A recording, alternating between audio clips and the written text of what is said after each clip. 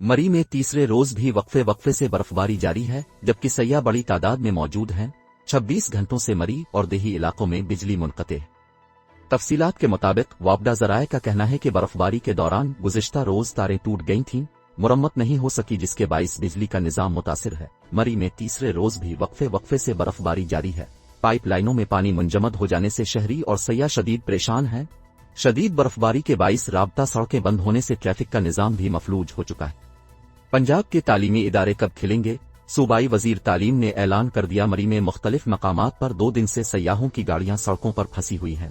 برفباری مزید 2 دن تک جاری رہ سکتی ہے۔ اب تک 1.5 فٹ تک برف پڑ چکی ہے۔ محکمہ موسمیات کا کہنا ہے کہ دیامر کے بالائی علاقوں میں بارش اور برفباری جاری ہے۔ بالائی پہاڑوں، بٹوگا ٹاپ اور بابوسر ٹاپ پر بھی شدید برفباری جاری ہے۔ محکمہ موسمیات کے مطابق فیری میڈوز، نانگا پر سمیت دیگر پہاڑوں پر بھی برف پڑنے کا سلسلہ جاری ہے۔ چلاس شہر اور مضافات میں 2 روز سے وقفے وقفے سے بارش کا سلسلہ جاری ہے۔ چلاس سے ملحقہ علاقوں میں بارش اور برفباری سے سردی کی شدت میں مزید اضافہ ہو گیا ہے۔ وزیر اعظم سے مولانا طارق جمیل کی ملاقات، ریاست مدینہ کی بنیادی اقدار سے متعلق امور پر تبادلہ خیال۔ مزید ماحولیات